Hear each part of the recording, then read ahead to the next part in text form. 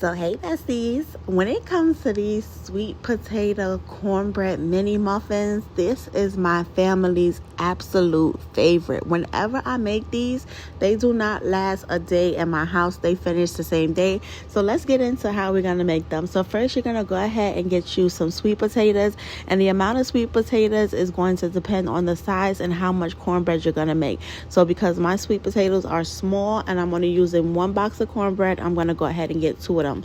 We're going to wash them off real good. Then we're going to wrap them in foil and you're going to put it inside the oven to bake.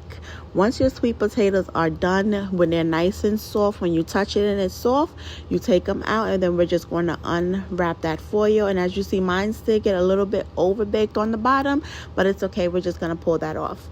We're going to go ahead and take that skin off. I find that when you cook it, it's easier for you to peel the skin off than when it is uncooked already. You see how it just slides off in 2.5 seconds, just effortlessly. When you're trying to peel a raw sweet potato, I feel like you be there putting in arm work like you at the gym, okay? So now that we got our skin off our sweet potatoes, we're just going to go ahead and move those few little burnt pieces.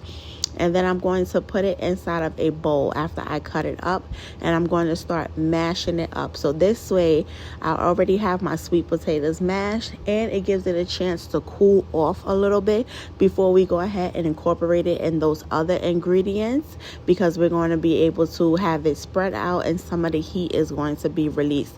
Now while we're mashing up our sweet potatoes, you can go ahead and leave your oven on, because we're going to be preparing our ingredients to go right back in the oven to bake. After I get all of my sweet potatoes mashed up, I went on ahead and I put it to the side, and then we're going to start working on our next step, which is making the cornbread. Now if you would like to make the cornbread from scratch, which I have made cornbread from scratch, it's not very hard, you can. But if you just want to do something for convenience and quick and easy, you can go ahead and get that Jiffy out of the box. Jiffy is my absolutely favorite cornbread. If I'm going to use cornbread, Jiffy is my go-to cornbread. Y'all comment down below and let me know what brand of cornbread is y'all favorite. So now we're going to go ahead and start preparing the cornbread per box instructions. You're going to get your 1 box of cornbread.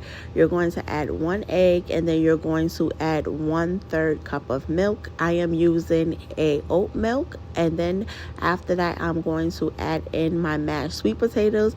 And as you can see, my sweet potatoes have cooled off because I wasn't too sure about bringing in those hot ingredients with cold ingredients. So I absolutely wanted to make sure that I allowed it to cool before I combine those ingredients together.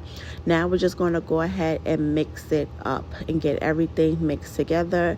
Now your cornbread should be thick, but if you feel like your cornbread is absolutely too thick, you can always add in just a little bit more milk just to thin it out a little bit, because we are adding in sweet potatoes is thick and cornbread is thick too. So you just want to make sure that you're getting the consistency that you like.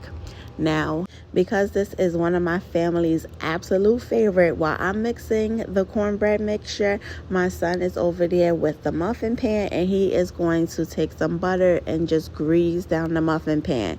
Now you can use a liner if you have it, or you can use Pam, whatever spray you have, but we're just going to do it the old-fashioned way and put a little bit of butter inside the muffin pans. Now my muffin pans, when I felt it didn't feel like it needed the butter, but I just like to add the butter.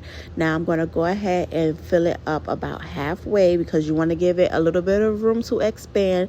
But I'm also only doing mini muffins as well, so I'm just going to do about halfway. Now why I had that fork still trying to pour that mixture in there, I do not know, guys, but I was just like, my camera is on, it is lights, camera, action, we just gonna go with it. If you have a spoon, it will definitely make this process easier. You can also put it inside of a Ziploc bag. That'll definitely make it less messy and easier.